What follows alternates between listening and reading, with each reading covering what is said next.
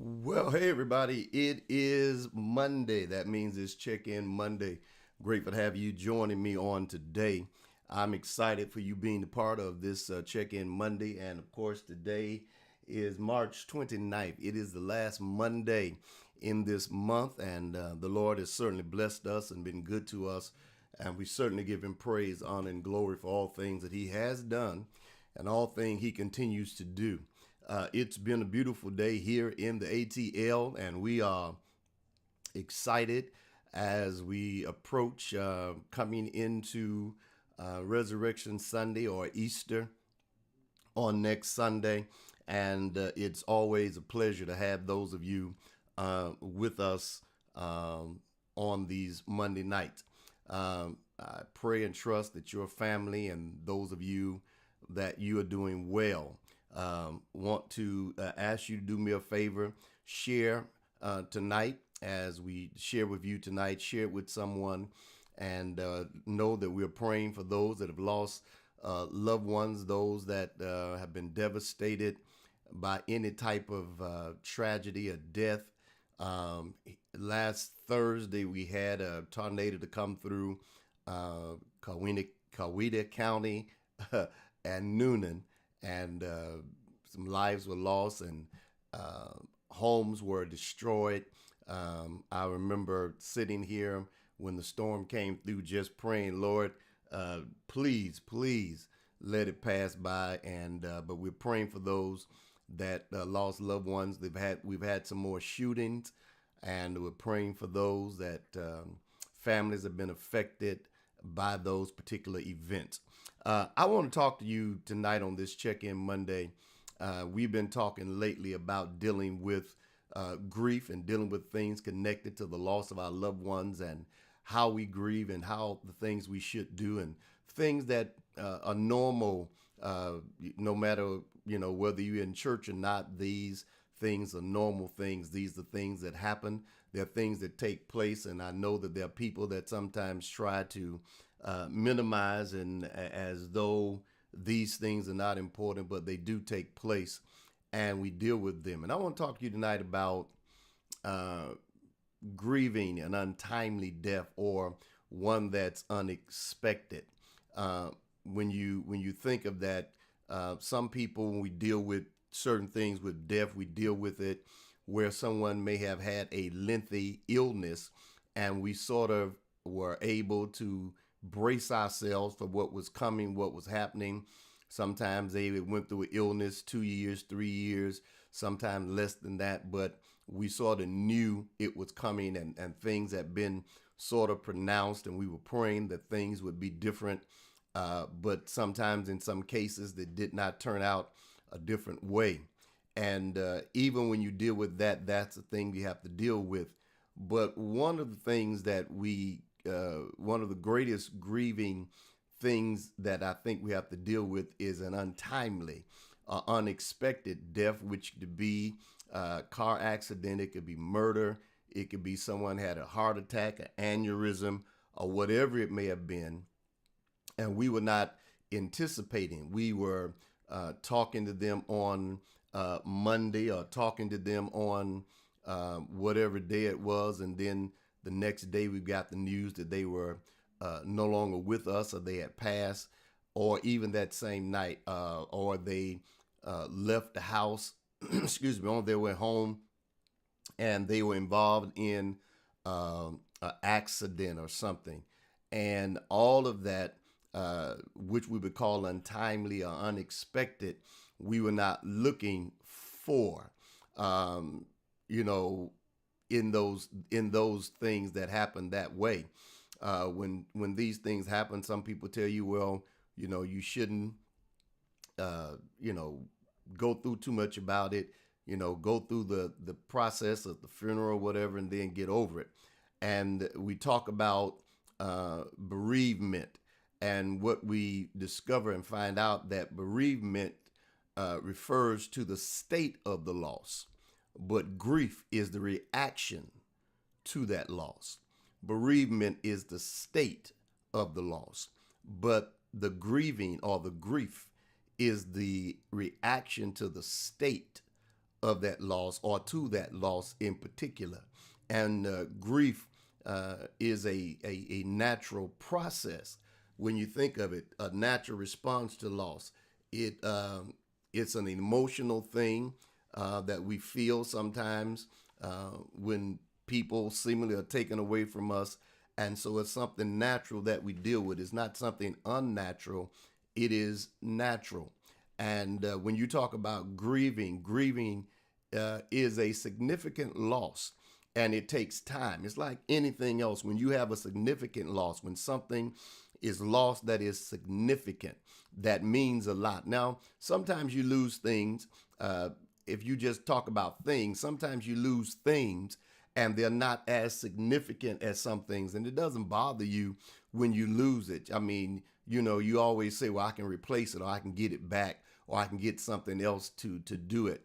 And those are with things. Sometimes we act like that. There's some things we will search all day looking for them because of their significance. Then there's some things we don't even lose any sleep over because it's not that important, or it's not that significant to me. But now when you talk about the loss of a loved one, or a friend, or someone, or a spouse, that's a significant loss. And it takes time to get over a significant loss, something that's very important. And depending on the circumstances of the loss, the grieving can take a little time. It may not take it may not take a week or 2 weeks. It may take years, especially if you're grieving the untimely death.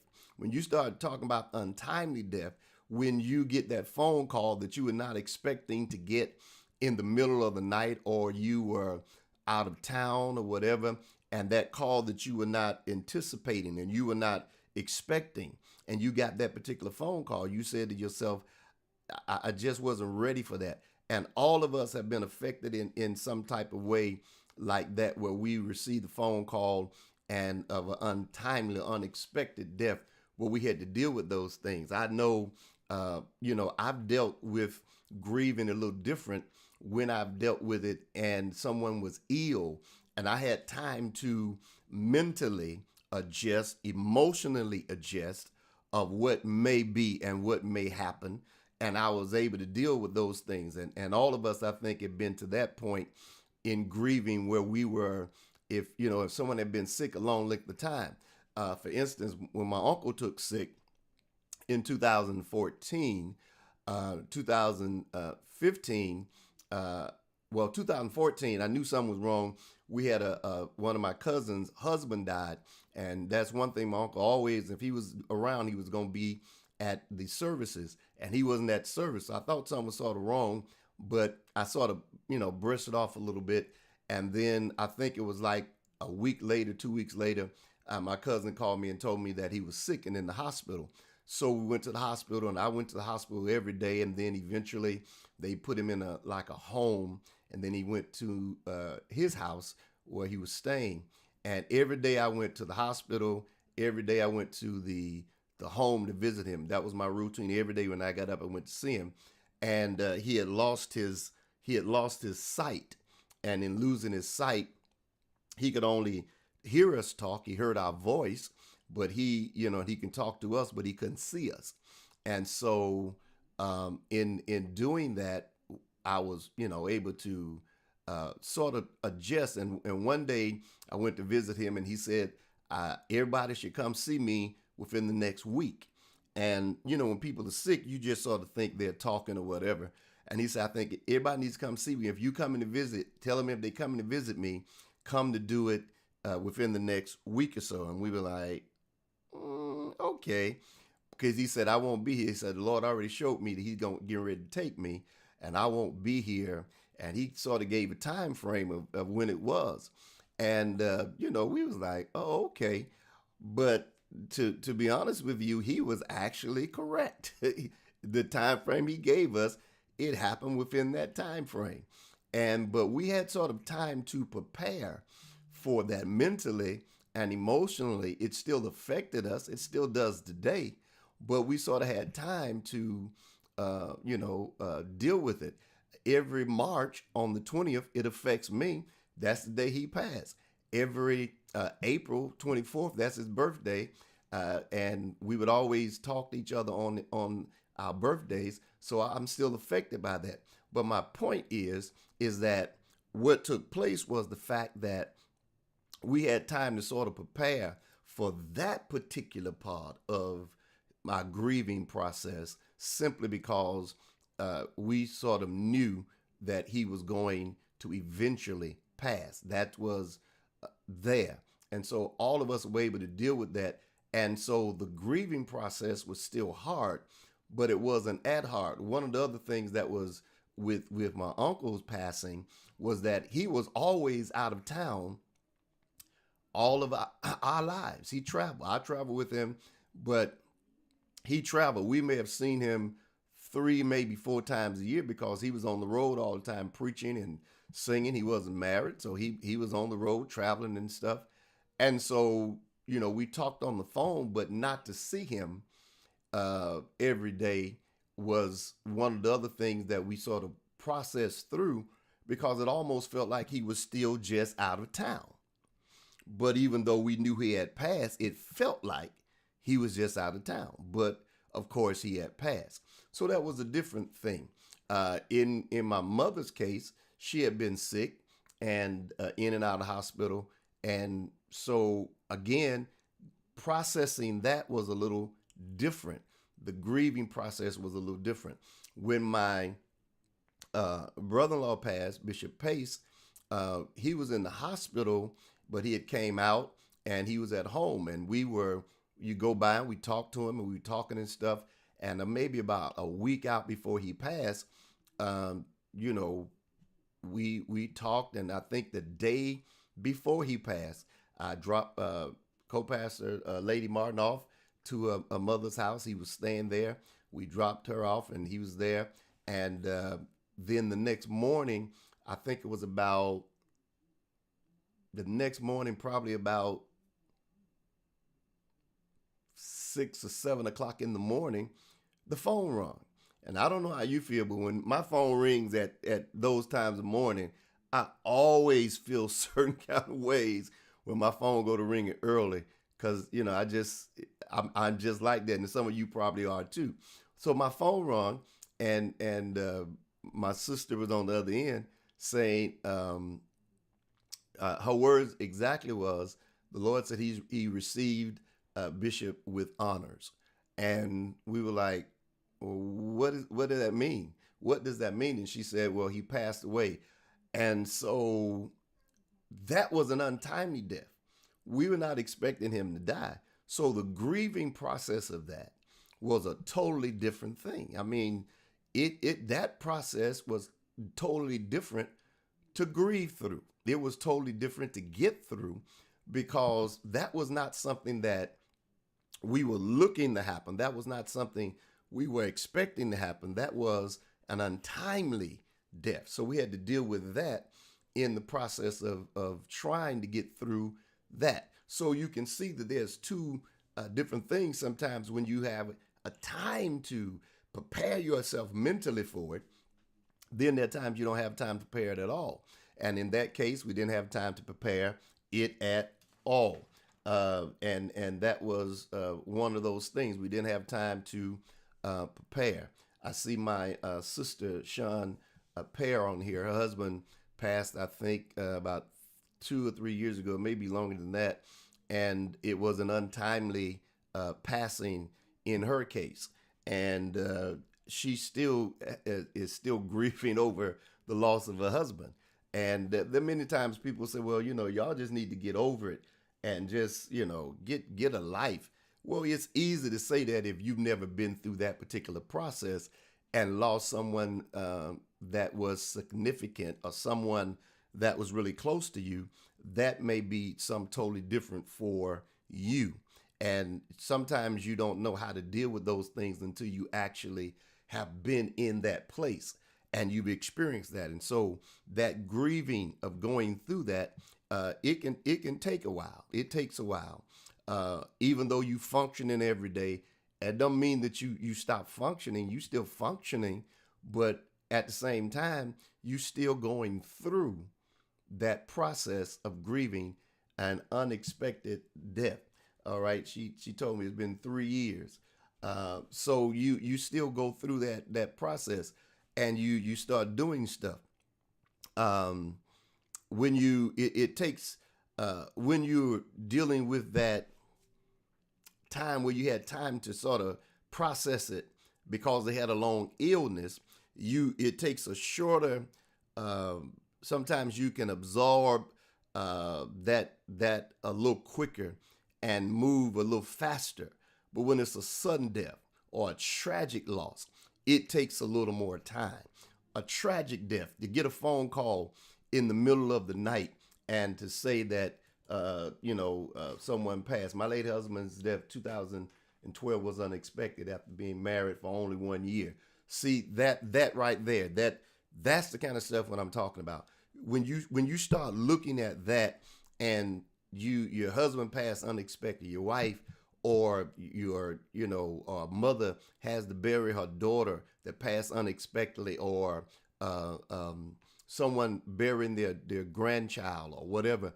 Those type of things take a little longer to get through because no mother expects to bury her daughter, her son. No father expects to bury his son. When you're talking about 20, 21, sometimes 17, 18, 15, 12. When my niece passed away, Zanil, back in 2000, I believe it was 2001.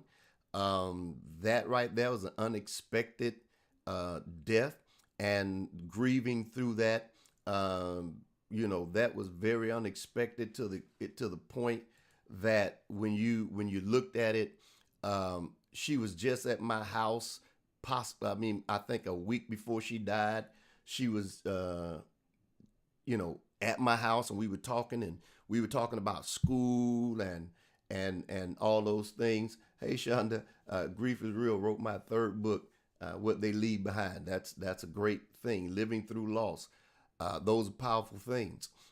My niece, talking to her like a week before, and to get the phone call early that morning, I think it was like 8 or 9 o'clock, saying something had happened. And so I immediately got dressed and rushed over to the school. Got to the school, and they said, no, the ambulance came, got her, took her to the hospital. I got to the hospital. Here she is, 11 years old. Got to the hospital. When we get to the hospital, her mother's sitting there. They let me back in the room, and they're just laying on the gurney. is her lifeless body, 11 years old. Think about that. Picture this, 11 years old. We're not talking about someone 80 or 90. We're not talking about someone 50 or 60. We're talking about an 11-year-old child laying there lifeless and a mother just sitting there. And when I walk in the room, she says, "Talk to me. Just talk to me. Explain to me. Tell me why. Explain what's happening." And here I am, the pastor. Maybe should have words, but don't have all the words to say. And, I think I shared this with you before. Mom Tally out of Philadelphia says, I think the saying was, we trust into the hands of God that never makes a mistake. And those are the only words of comfort that I could give and share and share with them.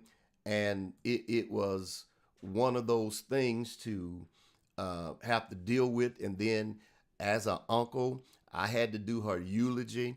Can you imagine doing the eulogy for your niece, 11 years old, and she died unexpectedly?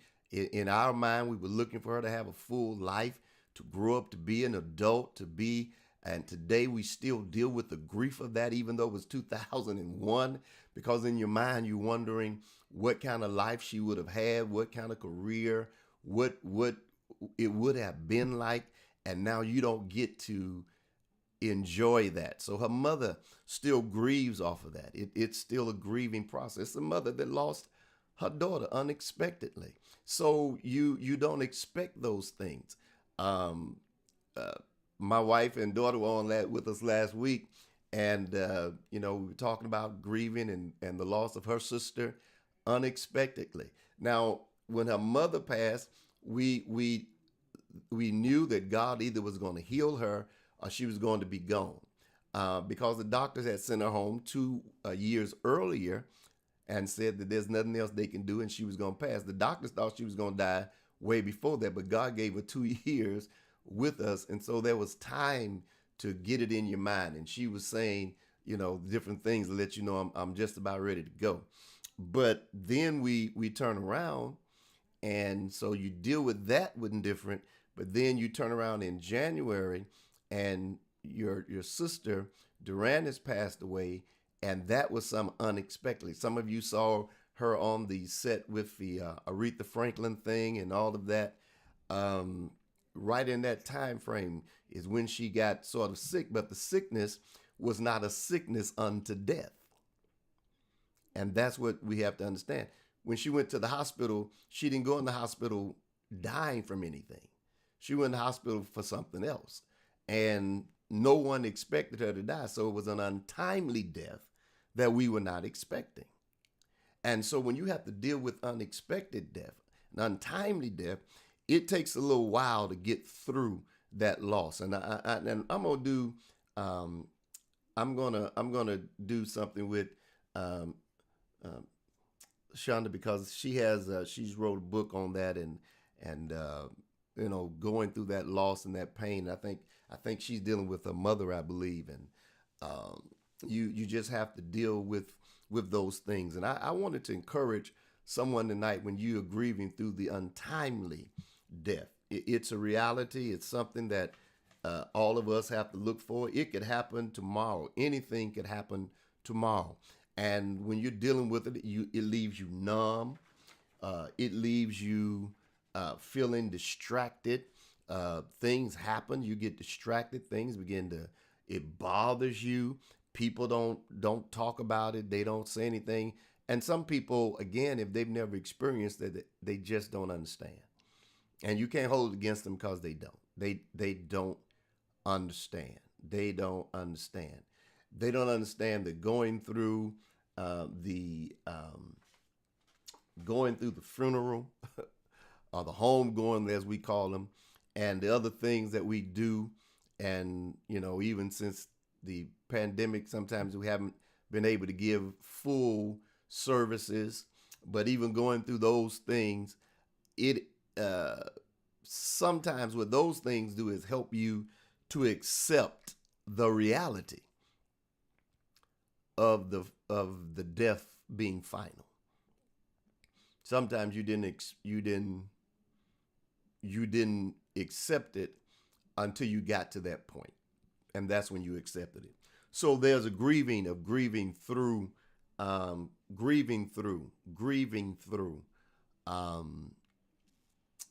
the unexpected or untimely death of someone that was healthy, you were not expecting. I remember my church mother, she's deceased now, but her son was healthy. He was he was so healthy and strong and everything, and he was only 50, and boom, he got sick just like that. When the hospital, never came out, and his mother was completely, and his sisters, they were completely devastated because they were like, where did that come from?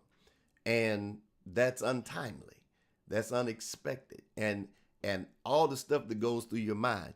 And let me say this before I get out of here: some of you have to understand that when someone uh, loses a loved one, when these things happen, understand this, that they do things, and sometimes we can be very critical of people that have lost loved ones unexpectedly, untimely deaths.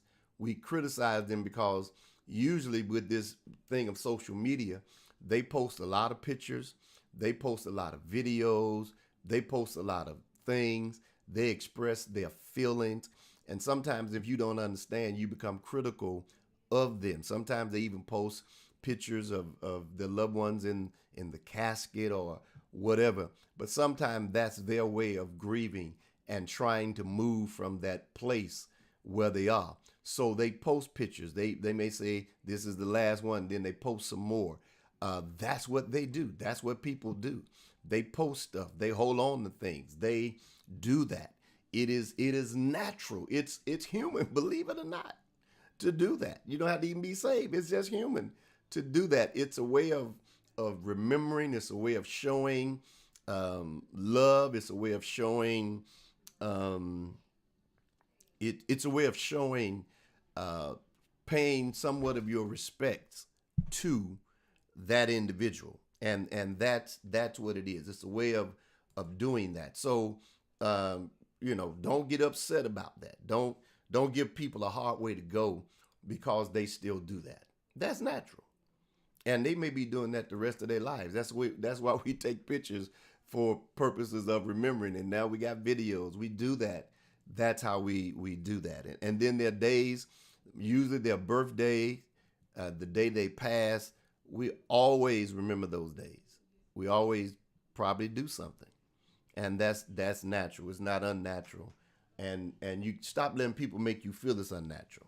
And that's why I do this, because sometimes people try to make you feel something wrong with you or us or me, but it's not. People ask these questions all the time, and I've seen a lot of feedback from a lot of you all dealing with this on Monday night. Someone asked, well, how should we grieve? Grieve your own way. There's no particular way to grieve. There are others that are professionals, and they may share with you some methods and ways to grieve, but grieve your way. It's your process. It's what you got to do to get through it. And sometimes we know what's best, how to get through it. Sometimes we don't, and we need professional help. We need people to help us to walk through the process. But grieve your way. You got to learn how to grieve. I just got through talking about posting pictures or whatever. Sometimes that's what you do. You do it that way. Then there are others that ask, should we grieve at all? Yes, it is the start. It's the start of your healing. Grieving. It's your healing process. It starts you to get into a place of being better. So you're going to grieve, and sometimes you don't do yourself a favor when you try your best not to, and you hold it all in. Sometimes that doesn't help. Most of the time it don't help. It's letting it out. It's grieving, getting it out, letting it flow. It's just like eating or drinking water, letting it flow. Just let it come out, and it starts you on a path and on a process that will get you to a place of healing and get you to feeling better. So you let it out. Another question that's asked of me is, does it take away from us being spiritual if we grieve? No, it's human. Jesus even grieved. He even wept. So it's not a thing that takes away from you being spiritual if you grieve. Um, uh, it's good for you, and it's not unspiritual. Shonda says there's healthy and unhealthy grief, and that's true. And you got to know which one is the one. That's why I say. That's why I said sometimes sometimes you know what you should do. Then sometimes you don't, and you may need to go get help. Now, people will make you feel bad if you want to go and get counseling or whatever to deal with your grief. But now you got to understand there are people that are saved, that are church, that are professional counselors. They went to school for that. That's what they do. That's their profession. They go and do it every day. So if you have to do that, do that. Don't let nobody, tell you that that's unhealthy. If you have to do that, it's a process. The whole thing is going to be a process. Whether you do it that way or not, it's going to be a process. So again, it takes nothing away from your spirituality for these things to take place. Um, it's a natural thing. It's a natural thing.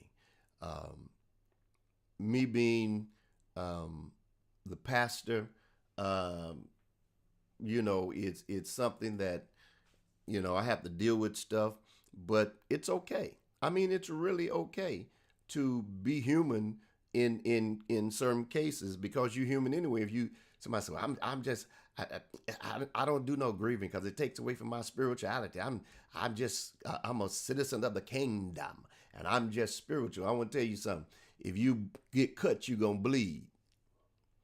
Okay, you get in an accident. You sometimes you get hurt. You fall down steps. You may break something.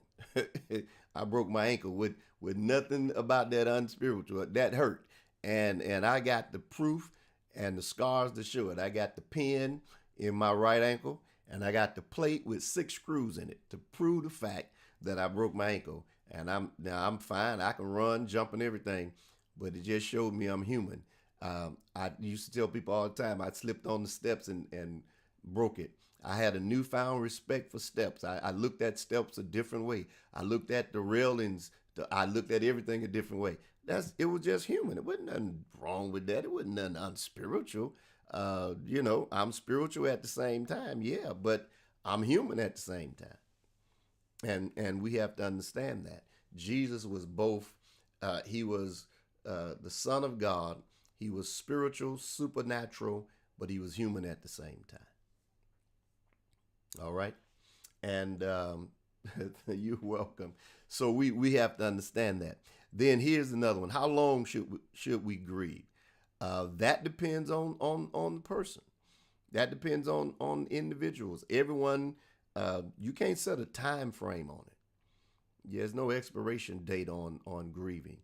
Can't set a time frame because let me be honest with you. Sometimes you'll be doing fine. Sometimes you think you have gotten past a certain point. You think you're great. You think you're good, and then all of a sudden, out of nowhere, you have one of those days, or you have one of those moments, or you break down, and you say to yourself, I mean, I have them with my uncle. I have them with my mother. I remember one night, and no one knew it, but I was laying in the bed, and I didn't do it to get attention or whatever, but I was just bawling. I mean, I was crying like somebody had whooped me. I was crying like a baby. I was crying like it was. I was like, oh my God, and there's a song. Some of you probably wouldn't be familiar with it. Jamie Foxx did a song, and I think he wrote a letter to his mother, his grandmother, and the words of the song says, "I wish you were here to see what I've done." And for some reason, that thing hit me, and I started playing that song. I got it, and started playing that song, and oh my God, the floodgates open up because me, even though I'm married and my wife is a great supporter of mine. My mother was one of my biggest cheerleaders. She was one of my biggest fans. So was my uncle. They sort of made me believe that there was nothing I couldn't do. If there was an event going on in my mother's church and she had to have a speaker, you could rest assured I was going to be her choice. She was calling me. I need you to come and speak for me. I need you to be my preacher. I told you every Sunday morning, she called me every Sunday morning and check on me. And if I didn't answer the phone, she's going to leave a message saying I was just calling to hear that voice. Either if I answer the phone, hey, I was just calling to check and see how you doing this morning. That was religiously every Sunday morning. My uncle called me every November 23rd. No matter where he was in the country or the world, he called me to say happy birthday. Think about that, you know. And so when we start thinking about stuff like that, we have to understand that all of that, uh, and my mother's passed in 2006, my uncle 2015. So think about that. I mean, and somewhere out of nowhere, just boom, hit you, and you be like, oh, and you have to catch yourself. So that's why I say it. You can't put a time on grieving. It takes a minute. There are gonna be some things that you'll remember that will touch you. There'll be some dates. There'll be some events. There'll be some conversations. My grandmother's been dead. She died in 1976. So it's over 40 some years. And I was going through some tapes the other day. We used to have prayer meeting every Wednesday when she was living. At our house, we had prayer meeting every Wednesday with all the kids and everybody. And I was going through some old cassette tapes, and I got a cassette player. And it says on the thing, it says grandmother. So I'm like, I wonder what this is. So I put it in and started playing it. Guess what it was? It was my grandmother when she had got sick and came out the hospital. And this was in the last 6 months of her life. The last 6 months of her life. And she was talking about, on this tape, she was talking about my uncle, about his camp meeting, and how we were going to help him out. And she was on there saying, my boy, we're going to get this money raised so he can have a good meeting and he won't have to want for nothing. And so I'm listening at this, hearing her voice, and I'm starting to bawl.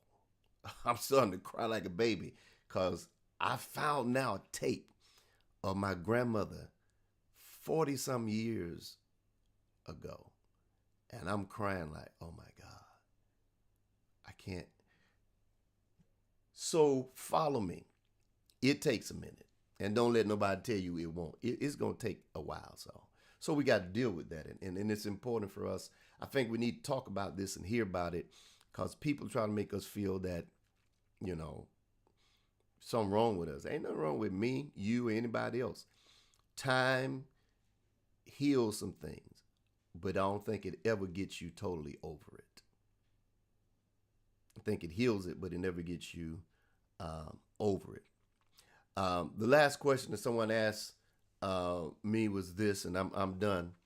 And that is, what should we say to a person that has lost a loved one in death unexpectedly or an untimely death that may be grieving?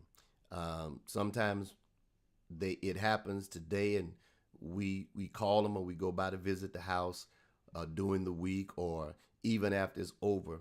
What do we say? And what do we do? Time helps, but God heals. That's powerful. That's true.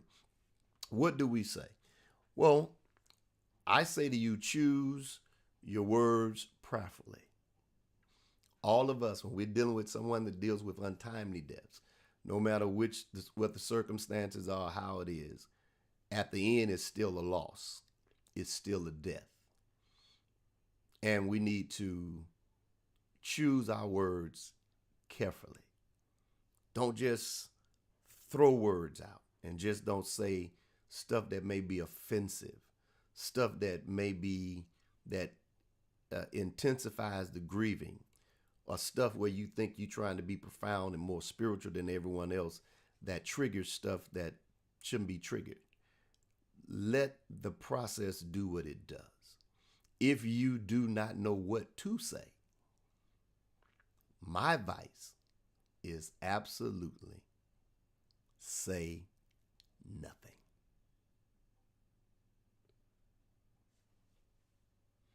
You don't know what to say, don't say nothing. Just hush. Who said that we have to say anything? Who said that we have to say anything? Just be quiet. I mean, my God, just hush. It's okay. I just got, no, you don't. I'm the pastor, and I don't always have words to tell people when things happen.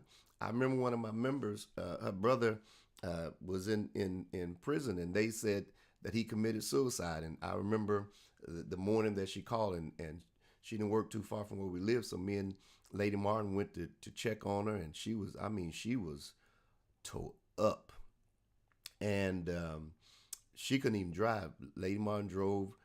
We drove her cars and stuff like that, and took her home and everything. And oh my God, she was just, and I told y'all the other week, it took her a while to get back to church. At least a couple of months. I think it's about 3 or 4 months before she came back to church. And I called her one day just to check on her. And when I called her just to check on her on the Sunday, never forget it, she just bust out crying. I mean, all I said was hello, and she just went there. And I told her, I said, because she was like, Pastor, I said, no. I didn't call to talk to you about church. I didn't call to talk to you about coming to church. Take your time. When you feel it's time to come back, then you come back. And hey, Lady Barkley, she lost her husband, untimely death. She understands. I said, take your time, come back, and get back when you feel it. And eventually she did. But I felt as the pastor, it wasn't my job to rush that process with her life. And we got to understand that. So when someone loses a loved one, if you don't know what to say, just don't say anything. If you can't bring some type of relief and laughter, then don't say anything. Just be available, but don't do that. Don't don't do that. You're helping hundreds of people. I'm passing this to my father. All right. Thank you so much, Dr. Ed. You got to understand that it's okay. I mean, it's all right, y'all. Not to say nothing. I'm here for you. If you need anything, call me. And let's mean that, because the time they really gonna need you is not so much doing the process of homegoing preparation. They're gonna need you when it's all over, because that's when the midnight hour becomes something to deal with. I'm telling you, that's at the midnight hour. That's when it becomes something to deal with. When you got to go back and they're not coming through that door again, or when they're not gonna call you no more, or when you pick up your phone. Please post your Cash App. I'm gonna make sure I do that. When you got to pick up that phone and getting ready to call them, and then remember to yourself, oh, they not here. You don't know that, and so that becomes one of those things you got to deal with. And I think it's important for us to recognize and to understand some of these things. And if we do that, we'll be okay. Let's see. All right, I'm gonna post that, because I'm only gonna do this because you asked me to. I'm gonna post my Cash App and do that tonight. Let's see. All right, I just posted it at $DLMSR. That's my Cash App. But I'm getting ready to get out of here, y'all. We're gonna pray, but I do want you to get this. I want you to understand that it's okay to do these things. It's okay, and I do this because I want to help someone to understand that you are not abnormal. You are very normal. People make you feel like I'm abnormal. You're not. You're not. You're not. You're just as normal can be. And every one of us, somewhere in our life, gonna have to walk down this path. Got to walk down this road. And what a thing to know that it's okay to walk down it and to deal with it, even if it's some you deal with where you anticipating it or somewhere it's unexpected. I didn't know it was gonna happen. I didn't know that was gonna take place, but it did. And since it did, guess what? I'm gonna deal with it.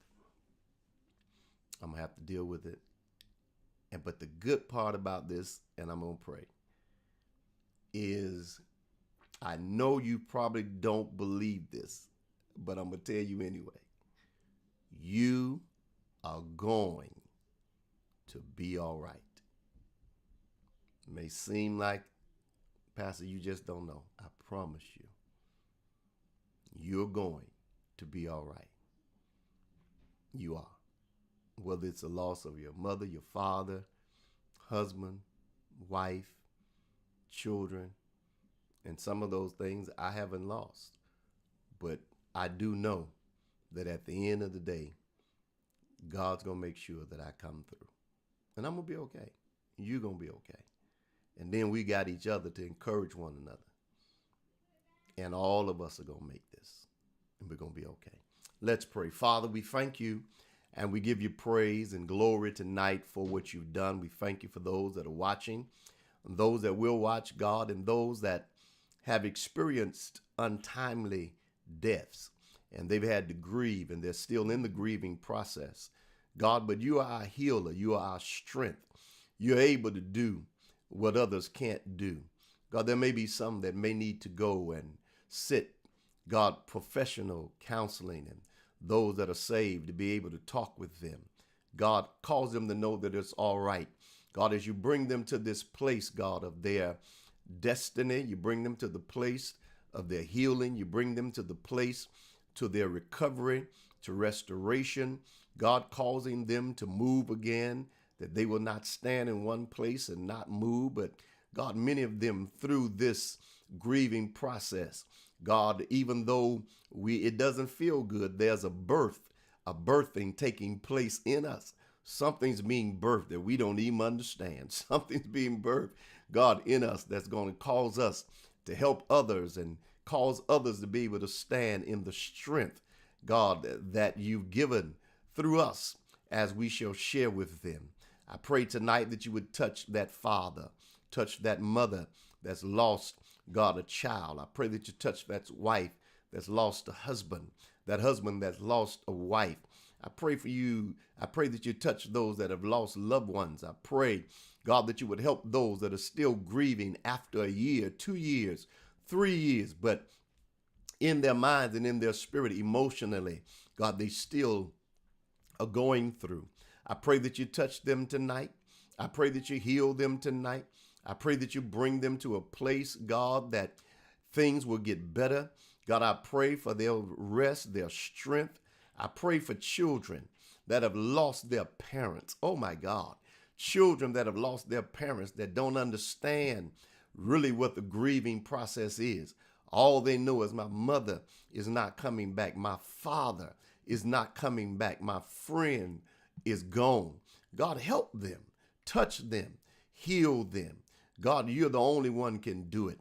Time helps us. I like that. Time helps us. But God, you're the healer. And I thank you that you would do it. I thank you that you would move and bless us and cause us to come to that place tonight, that even as we move and even as we go, God, there are many that grieve during certain seasons of the year. God, during Christmas, some grieve because they lost their loved ones in that season. Some, God, in certain times of the month. God, some, as we even move upon Resurrection Sunday, somebody's going to be grieving. It just doesn't feel the same. It doesn't feel the same way. And God, I pray whatever period, whatever that time may be, that you would cause them to be healed, that you would cause them to be able to deal with it, to process it mentally, emotionally, physically. Help us, oh God, help families to be able to deal with it. And God, we give you praise. God, I pray for churches that have lost their leaders, their pastors, their first ladies. God, some of them unexpectedly preached in the pulpit and sit down in the chair and suffered a massive heart attack, a stroke. Some of them were teaching one night and left church and were in accidents and were killed in the accident. Some of them died, oh God, murder and other things. And the members, God, have to deal with it. The last time they saw them, they were ministering, and now they've got to deal in their mind with this. I pray for the strength of those members. I pray that you give them strength and courage. I pray that you would bless them and move for them. I pray, oh God, that you would touch as only you can. You are our strength. You are our hope. You are the one that we must lean and depend on. We lean and depend on you. And we thank you and we give your name glory, honor, and praise. In Jesus' name. Thank God. Amen. The Lord bless you and the Lord keep you. Thank you so much for sharing with us tonight. And I see you. Thank you so much for your comments. I really appreciate you being here and sharing with us tonight and those things. It's just a blessing. I started this a couple years ago, didn't know it was going to turn into this. I just started it by trying to keep in touch with our family and friends and things like that. And I think it's important, if you got family and friends, hold on to them while you got them. I mean, really, hold them tight while you got them. Love them while you got them. Love them while they're here. Don't wait until they're gone and then be like, I wish. No, do it now. Don't let nobody make you feel, I don't know. Listen, all of us got family and friends and people that, sometimes we be like, oh, Lord, but love them while you got them. You might say, well, they get on my nerves. That's all right. My nerves can take it as long as you still here. I'm gonna pray, God, give me strength to take it. They get on my nerves, but give me strength. I'm gonna love them while I got them, because when they're gone, they gone. Take that from me. So love them while you got them. The Lord bless you, and the Lord keep you tonight. Thank you so much again for being a part. Thank you all for the Cash App. Somebody asked, what's Cash App? I don't ask for money, but that is my Cash App. If you want to do anything, I'd appreciate it. Thank you, those of you that are watching us on YouTube, those that are watching us on Facebook. Do me a favor. Please share this with somebody. Share it, share it, share it. Push like, share, and share with somebody so somebody else can get this message tonight and it can be a blessing to somebody else. And I certainly believe the Lord will bless us for doing so. Thank you once again for joining us. If the Lord's will and the Lord be willing, next Monday, we'll be back here to share with you on next Monday for our Check-In Monday. The blessings of the Lord be upon each and every one of you. And I want to tell you tonight that I bless you in the name of the Lord.